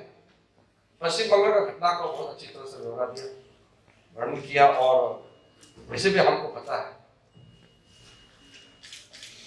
हम चाहते हैं कि पश्चिम बंगाल का स्थिति और वहां की परिस्थिति में बदलाव होना चाहिए। इसलिए आज वहां का मुख्यमंत्री ऐसे बातें करते हैं और ऐसे चीजें सामने में रखता है जो एक मुख्यमंत्री को शोभा नहीं देती है। और जो घटनाएं हो रही हैं, जो भी चीज वहां अंदर में जो भी देखने को मिल रहा है वो देश के लिए ठीक नहीं है। हमको जो करना चाहिए संविधान के दायरे में रह करके और हमारा आइडियोलॉजी जिस आइडियोलॉजी से हम आते हैं उसको ध्यान में रखते हुए हमको जो करना हम करेंगे। देखिए कोई अनाउंसमेंट करके कोई डिक्लेयर करके करने का चीज नहीं, क्योंकि आज हम यहाँ सरकार में हैं। लेकिन एक चीज मैं कहना चाहता हूँ कि अगर सरकार के ऊपर में सब कुछ छोड़ेंगे तो भी हो नहीं सकता है। देश आखिर सरकार नहीं बनाते, सरकारें तो आएंगे जाएंगे, लेकिन देश की जनता बनाती है। पश्चिम बंगाल या हिंदुस्तान के किसी भी कोने में अगर खतरा है तो उसको सुलझने के लिए, उस खतरा को सामना करने के लिए और उस खतरा को खत्म करने के लिए सबको एकजुट होना पड़ेगा। यहाँ हम लोगों ने पिछली बार एक पॉलिसी बनाया था कि जो भी माइनॉरिटी है, खास करके बांग्लादेश में जो हिंदुओं के साथ जो अत्याचार हो रहे हैं, तो वो यहाँ हिंदुस्तान में आएंगे तो हम जगह नहीं देंगे तो और कौन देंगे। लेकिन असम का कुछ और इशू था, सबको मालूम है। असम काफी साल से चल रहे थे, तो वहाँ कुछ विषय आया तो इसको थोड़ा सा अभी चर्चा में है, तो बिल लाया नहीं पार्लियामेंट में, वो तो कर रहे हैं, वो एक विषय है। लेकिन कम से कम जो हिंदुस्तान है, अपना टेरिटोरी है, हमारा जो दायरे में जो हमारे पास है, उसको तो हमको संभालना चाहिए। बहुत कुछ बिगड़ चुका है, बहुत कुछ तबाही हो चुका है, लेकिन सब कुछ खत्म नहीं हुआ। और आज जैसे ये सेमिनार रखा है, ऐसा आप लोगों के जो विचार है उसको एक समूह सबको मिला करके अगर हम आगे बढ़ेंगे तो मेरे ख्याल से समाधान भी हमारे पास है। और खास करके पश्चिम बंगाल में जो वहाँ के दर्द को सहते हुए जो लोग काम कर रहे हैं और आज हमारे बीच में कुछ आए हैं, मैं सचमुच में आप लोगों के प्रति संवेदना व्यक्त करना चाहता हूँ कि आप लोग ऐसे परिस्थिति में आप लोगों ने हिम्मत से अपने आप को आपने सरेंडर नहीं किया। और हजारों लाखों लोग हैं पश्चिम बंगाल में आज भी, और वो लोग भी लड़ रहे हैं। और ये पॉलिटिकल लड़ाई है, आइडियोलॉजी लड़ाई भी है, और इसको आइडियोलॉजिकली पॉलिटिकली जीतना होगा। सरकार का सिर्फ एक निर्णय और प्रशासनिक व्यवस्था बदलने से बहुत चेंज होगा ऐसा नहीं है। मुझे याद जब ममता जी अकेली थी लोकसभा में, और उस समय 14वीं लोकसभा में वामपंथियों का दबदबाव था, 62 सीट पे उनका लेफ्ट फ्रंट था। ममता जी तो बोल भी नहीं सकती, उनको बोलना होता तो पूरा एक साथ टूट पड़ता था। लेफ्ट वाले वो बोलने ही नहीं देते। उस समय स्पीकर भी कौन थे आपको मालूम है। तो ऐसे में एक दिन ममता जी को इतना परेशानी की वो रो पड़ी। ये मैं कहना नहीं चाहता, लेकिन आज मजबूर से मैं कह रहा हूँ। और हम लोग ने उस समय ममता जी को कहा, दीदी आप चिंता मत कीजिए, पूरा भारतीय जनता पार्टी आपके साथ खड़ा है और आप बोलिए। और हम सामने भी जाके बैठे, हमारा सारा एमपी साहब उसके आसपास बैठे, आपको कोई छू भी नहीं सकेंगे, आप बोलिए। लेकिन दुख इस बात का है कि जिसको हमने उस समय प्रोटेक्शन दे करके एक फेस ऑफ ऑनेस्टी और लेफ्ट फ्रंट के खिलाफ लड़ने का जो चेहरा हम समझते थे, आज मुख्यमंत्री बना तो परिस्थिति और बिगड़ गया। कभी कभी ऐसा नौबत भी आता है, हम लोग रिग्रेट करते हैं, लेकिन क्या कर सकते हैं, जिंदगी है, समय चलते रहेंगे, पीछे मोड़ के देखने का हमारे पास समय नहीं है।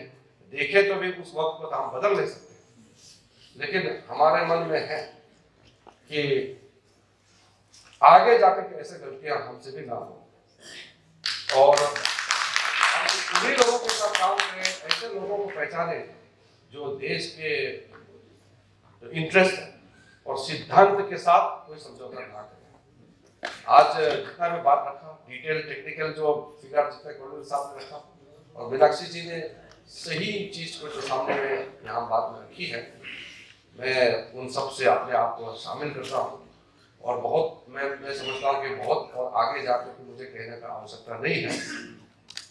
कम कहे तो भी अगर सही बात कहे तो वही काफी है। सबसे बड़ी बात है आप यहाँ गैदरिंग हुए, आप इकट्ठा होकर के एकत्रित रूप से इस सेमिनार में आपने हिस्सा लिया, तो बहुत बड़ी बात है। और देश की राजधानी में पश्चिम बंगाल में जो घटना हो रहे हैं उसको देखते हुए इंडिया पॉलिसी फाउंडेशन ने जो आज शुरुआत की है, मैं समझता हूँ ये सराहना करने वाली बात है।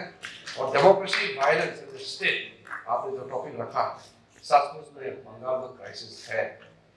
उस क्राइसिस को ठीक करने के लिए पूरा हिंदुस्तान को एकजुट होकर के बंगाल के बारे में सोचना और बंगाल के लोगों को भी हम बताएं कि आप अकेले नहीं हैं, हम आपके साथ हैं। काफी बिगड़े हुए हैं,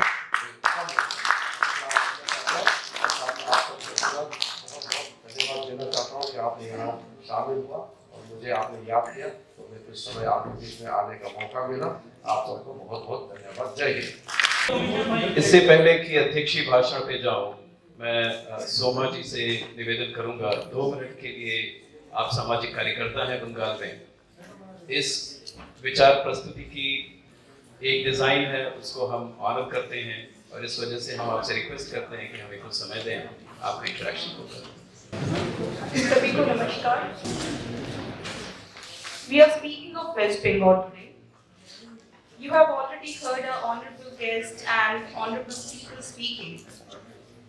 We all know the atrocities going on in West Bengal.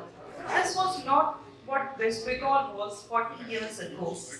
It was a very secular and #1 industrial state in India. However, the condition of Bengal spiraled down from good to bad and then to worse during the 34 years of left front rule led by CPM. Almost all the industries were shut down for good. Not only the textile industries, industrial goods, chemical industries were completely closed. Jessup, Hind Motors, Dunlop, Bengal Chemicals are the few well-known companies which had their shutters down. The West Bengal, now sick and feeble, with no education and job opportunities in the 34 years of CPM rule, found hope in downtrodden, simply clad, hut-dwelling fighter, Mamata Banerjee. With much hope, Bengal voted en masse to bring her to power. But alas, the fire of hope was doused with water of misrule, corruption, violence, and rape. In 6 years of TMC rule, the last 5 years had witnessed about 40 communal violences.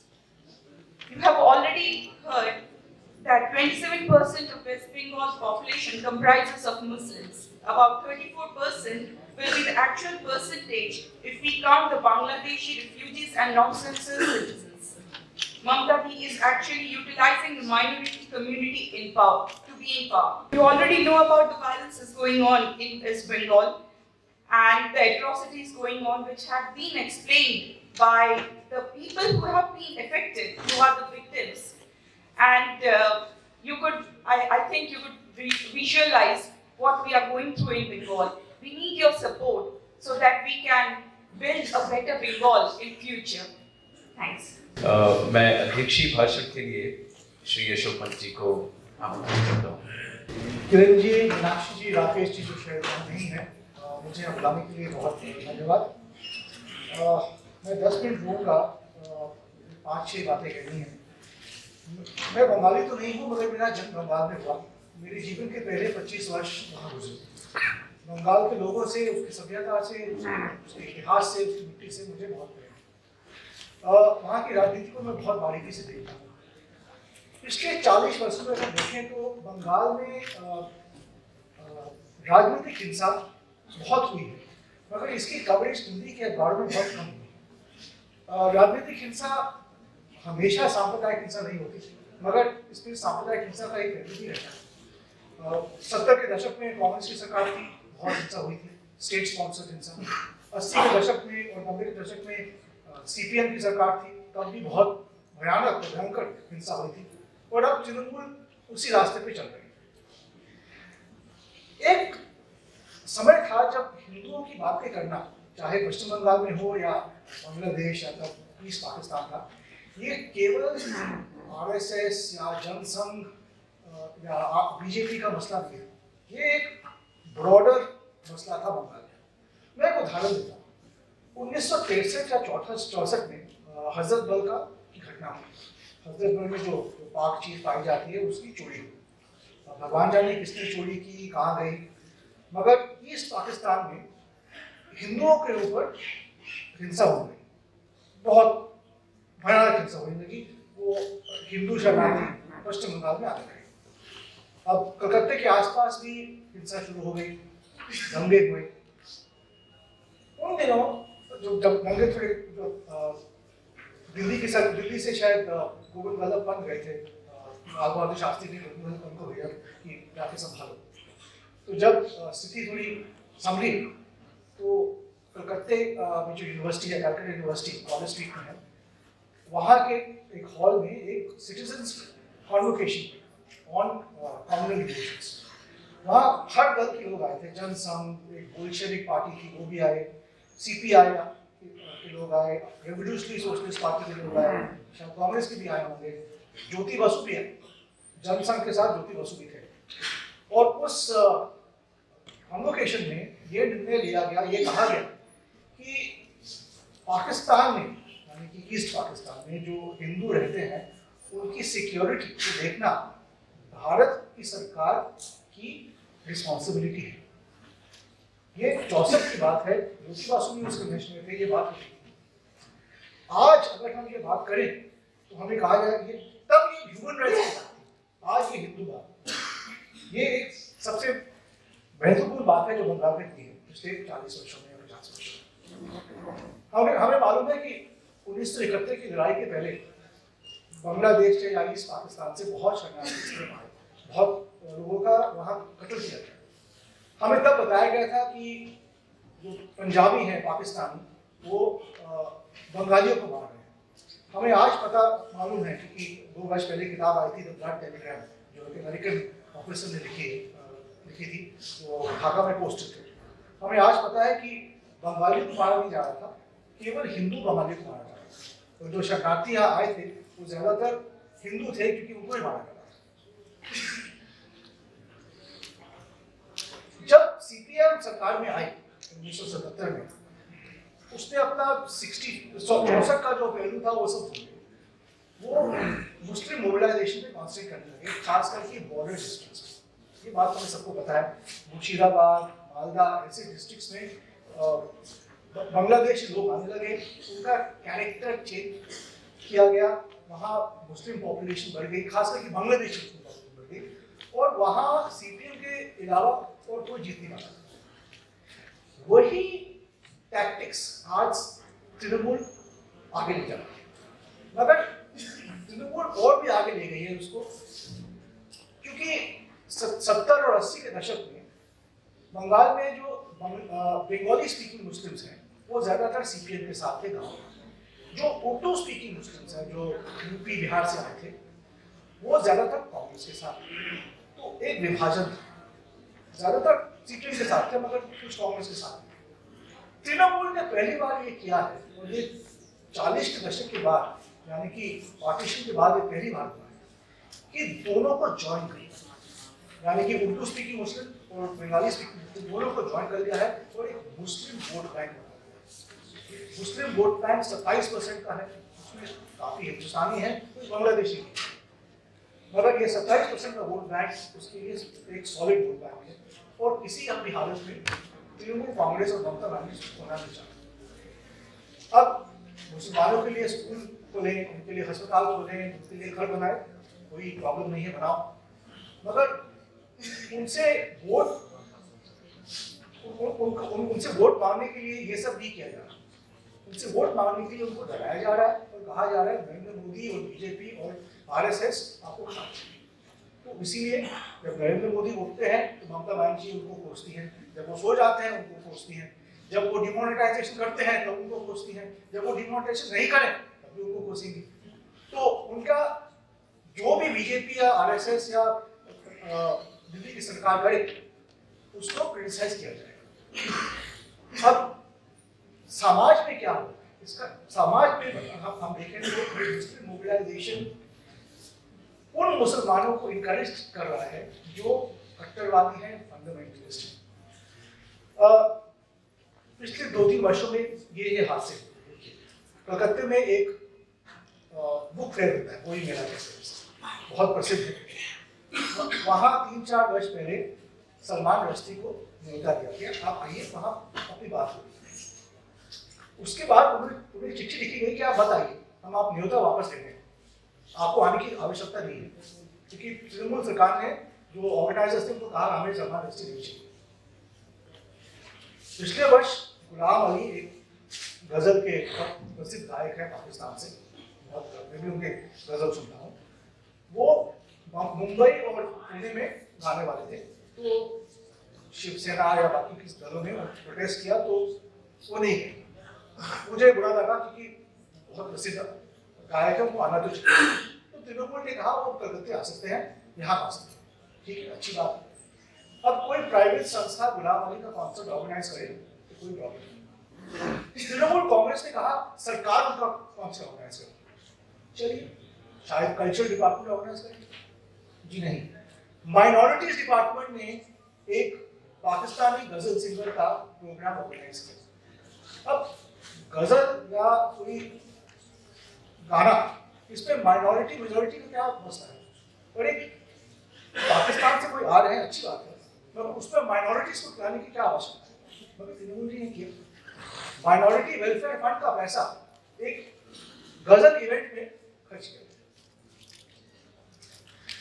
कुछ दिन पहले एक इमाम साहब बैठे थे कलकत्ते में, उनके साथ में एक तृणमूल कांग्रेस के नेता बैठे थे।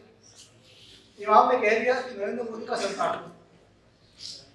उसकी ना पुलिस गई, ना उस तृणमूल पार्टी कांग्रेस के नेता ने कुछ कहा, ना अखबारों ने कुछ कहा, बस बात ऐसी निकली। ये आश्चर्यजनक है, ये कहीं होता नहीं है, किसी भी प्रदेश में होता नहीं है, किसी भी देश में होता नहीं। 2 हफ्ते पहले मैं कलकत्ते गया, वहाँ मेरे एक पत्रकार बंधु से बात हुई, तो मैंने पूछा क्या क्या हो रहा है।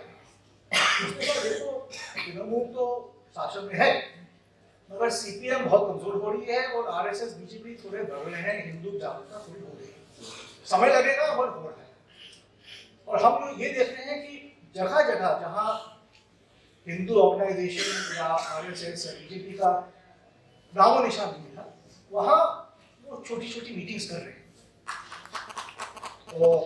तो आज अगर बीजेपी या आरएसएस के कोई नेता या कोई हिंदू नेता कहीं मीटिंग करना चाहे तो एक छोटी भीड़ आ जाए, जो पहले नहीं होती। उसके ऊपर मुस्कुरा के एक बात कही, पर एक बात है, उस मीटिंग के पहले हाई कोर्ट से परमिशन लेनी पड़ेगी, क्योंकि सरकार परमिशन नहीं देगी। मीनाक्षी जी ने कहा पश्चिम बंगाल बांग्लादेश नहीं है, मैं मानता हूँ बांग्लादेश नहीं है, क्योंकि बांग्लादेश की सरकार जो भी हो, वहाँ के जो प्रधानमंत्री हैं शेख हसीना, वो जिहाद के खिलाफ लड़ने की कोशिश कर रहे हैं। शायद वो हार जाए, शायद सक्सेसफुल ना हो, मगर कोशिश हो रही है। पश्चिम बंगाल में कोई कोशिश नहीं है। 2014 में किरणजी को तो मालूम होगा, बर्धमान जिले में एक बॉम्ब ब्लास्ट है। पहले तो खबर आई कि शायद ये हिंदुस्तान के खिलाफ, भारत के खिलाफ कुछ जिहादी काम कर रहे हैं, तो उनका कोई कर होगा। बाद में जब इन्वेस्टिगेशन की गई तो देखा गया कि यहाँ जमात के लोग थे, उनके साथ तृणमूल के लोग भी थे, क्योंकि उस मकान में जहाँ ये बॉम्ब ब्लास्ट हुआ था वो तृणमूल कांग्रेस के एक नेता का मकान था। और ये जमात के लोग बांग्लादेश में आतंक फैलाने की योजना बना रहे थे। तो यानी कि हम तो भारत में कहते हैं कि पाकिस्तान भारत के आतंकवादियों को सैनिटरी देता है, यहाँ पश्चिम बंगाल में बांग्लादेश के आतंकवादियों को सैंक्शन की जा रही है, एक ऐसी बात है।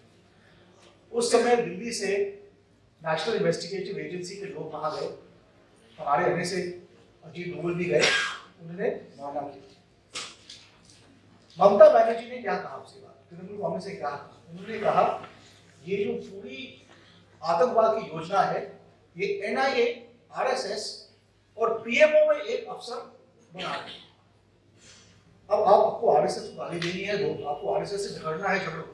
अजीत डोभाल एक डेकोरेटेड पुलिस ऑफिसर है, वो कीर्ति चक्र उनको मिल चुका है, वो भारत के लिए गोली खा चुके हैं। पंजाब में, कश्मीर में, मिजोरम में एक बहुत भयंकर स्थिति में उन्होंने भारत के लिए काम किया है। उनको क्या एक मुख्यमंत्री उनके बारे में ऐसी बातें करे, उसका शोभा देती है कि किसी भी देश में, किसी प्रदेश में होता है, बंगाल में हो रहा है। मैं एक और बात करूंगा, दंगों के बारे में हमने तो सुना, कर्नल साहब ने बताया, मोहन बाकी ने बताया। 2-3 वर्ष पहले असम में दंगे हुए, बोडोलैंड में दंगे हुए, बोडो और मुस्लिम ग्रुप्स के बीच। अब माना जाता है कि काफी जो मुसलमान वहां थे, बांग्लादेश से आए थे, वो इलीगल माइग्रेंट्स हैं। अब दंगे एक बड़ी बुरी बात है, दोनों तरफ लोगों को चोटें आई, दोनों तरफ से लोग मरे।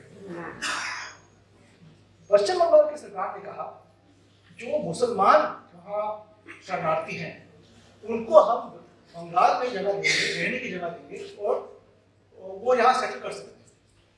अब आप देखिए, आप केवल एक कम्युनिटी के लोगों को कह रहे हैं, सफरिंग दोनों कम्युनिटी के लोगों को हुई है, मगर आप कह रहे हैं सिर्फ एक कम्युनिटी के लोग आप आइए, यहाँ सेटल हो जाइए, यहाँ वोटर बन जाइए, यहाँ का डेमोग्राफिक कैरेक्टर चेंज कीजिए और वोट हमें दीजिए। ये हो रहा है। मैं आखिर में वापस को बर्दवान के बॉम्ब ब्लास्ट के हादसे के ऊपर रोशनी डालना चाहूँगा। वो बॉम्ब ब्लास्ट हुआ सितंबर अक्टूबर 2014।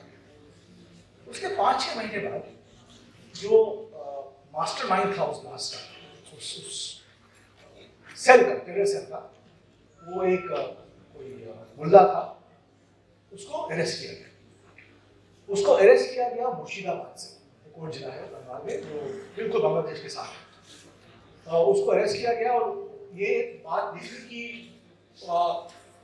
उसका एक कनेक्शन है बांग्लादेश की जमात के साथ, और वो इंटर स्टेट यानी कि इंटर कंट्री, इंटरनेशनल एक टेरर ऑपरेशन में वो बहुत महत्वपूर्ण, उसका बहुत महत्वपूर्ण भूमिका है। अब उस मुल्ले का जो घर था वो एक मदरसा था, लाल गोला मुर्शिदाबाद में एक टाउन है, एक छोटी जगह है।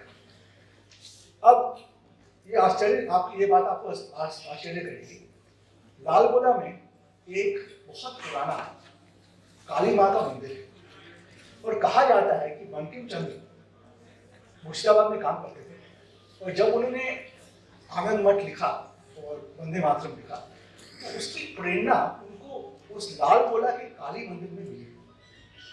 तो उसी लाल गोला में जहाँ बंकिम कभी रहते थे, कभी प्रेरणा लेते थे, और वहाँ उन्होंने आनंद मठ और वंदे मातरम लिखा, उसी लाल गोला में आज एक जिहादिस्ट मदरसा है जो भारत और बांग्लादेश दोनों को इस भयंकर स्थिति में डाल रहा है। इससे बड़ी आयरनी क्या हो सकता है? मैं प्रोफेसर अनुजेश अवस्थी जी से निवेदन करूंगा कि धन्यवाद प्रस्तुत करें। चर्चा को संक्षेप में नहीं करना है, विस्तारित करना है। इस हॉल के अंदर बैठे हुए लोग का मैं धन्यवाद करूं किस बात के लिए मुझे समझ में नहीं आता। मैं धन्यवाद पश्चिम बंगाल से आए हुए उन लोगों का तो जरूर करता हूँ कि जिन्होंने वहां से किसी भी तरीके से चल करके यहाँ पर दिल्ली तक अपनी आवाज पहुंचाने की हिम्मत जुटाई। स्वागत है। किरण जी ने बहुत अच्छी बात कही थी कि सिर्फ दिल्ली तक आवाज पहुंचे और सिर्फ ये पश्चिम बंगाल का मसला नहीं है। मैं बहुत कोई 2-3 मिनट में अपनी बात कहूँगा। आज किरण रिजिजू जी भी हैं हमारे साथ, गृह राज्य मंत्री हैं हमारे, ऐसा क्यों होता है? उन्होंने कहा तो कि अचानक चर्चों पर हमले की खबरें आई, असहिष्णुता की खबर आई, अचानक गो रक्षकों की खबरें आने लगी। पिछले 3, 4, 5 दिनों में अगर आपने देखा हो, पिछले हफ्ते लगातार सैनिकों के सोशल मीडिया पर वायरल होने लगे और सारा मीडिया उसको दिखा रहा है। इससे साजिश,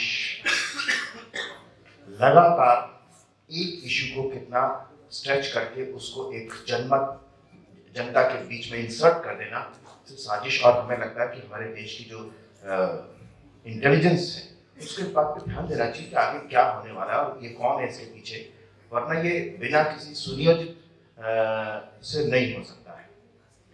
मित्रों, आज सचमुच मैं अपने जो अतिथि हैं, मुख्य अतिथि आज के किरण रिजिजू जी, मीनाक्षी लेखी जी, अशोक मलिक जी, धन्यवाद के साथ साथ मैं आप लोगों से एक आह्वान करना चाहता हूँ। ऐसा ना हो कि आज हम जब पढ़ते हैं या इस बात का रोना रोते हैं कि पृथ्वीराज चौहान इसलिए हार गया क्योंकि बाकी लोग कहते थे कि पृथ्वीराज चौहान पे हमला किया है ना, हम पे हमला किया है, तो हम पे जब होगा तब देखा जाएगा, इसलिए पृथ्वीराज चौहान हार गया। ये उस इतिहास को हम इसलिए पढ़ते हैं कि आज हम उसको न दोहराएं।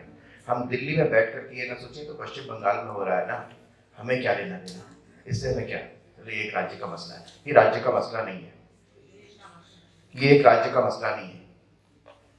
इससे पहले भारतवर्ष का मानचित्र आप देखें तो ईरान तक था, ईरान से सिकुड़ता तक जो आज मानचित्र की स्थिति है उसमें जो प्रश्नवाचक चिन्ह लग रहे हैं वो पश्चिम बंगाल में भी लग रहे हैं, कश्मीर में भी लग रहे हैं। इस आवाहन के साथ कि आज यहाँ पर जितने लोग बैठे हैं वो संकल्प लें कि ये जो विचार विमर्श, ये दर्द, ये संकट हम हर 10 आदमी को तक पहुंचाएंगे ताकि इस देश में एक जनमत तैयार हो, ताकि देश का जो बड़ा मीडिया है जो अफवाहों को सच के रूप में दिखा करके एक सुनियोजित ढंग से अपनी एक खास तरीके की सुविधाजनक राजनीति का हिस्सा बनता है, उसको हम एक्सपोज करें। सोशल मीडिया है, हम सब लोग हैं, अपने जो टीचर्स हैं, प्रोफेसर्स हैं, स्टूडेंट्स के बीच में, स्टूडेंट्स हैं वो अपने फेलो स्टूडेंट्स के बीच में, कहीं भी हो, मकान, दुकान, डिपो, बस, मेट्रो, कहीं भी हो, हम अगर इस बात को मुद्दे पे ले आएंगे, ये तमाम कदम पीछे हट जाएंगे। इनको हराने का तरीका कोई हिंसा नहीं करनी है, लेकिन जिस विचार के साथ हमने यहाँ से निकलना है उस विचार को आगे लेकर के जाएं। मैं आप सब लोगों का धन्यवाद आज आह्वान करता हूँ कि इस विचार को, ये किसी एक पार्टी का मसला नहीं है, किसी एक विचार का मसला नहीं है, किसी एक संगठन का मसला नहीं है, जो मध्यकाल जिसके कारण हम 1000 वर्ष तक गुलाम रहे। हमारी ये जिम्मेदारी है कि आज इस टेक्नोलॉजी के युग में आज हम अगर सतर्क, सजग और सचेत हैं तो हम कम से कम आगे आने वाली पीढ़ी के लिए इस बात के लिए हम जिम्मेदार न ठहराए जाएं कि उस समय हम सिर्फ अपनी सुविधा भोगी जिंदगी में मस्त रहे। हमने भी कुछ किया।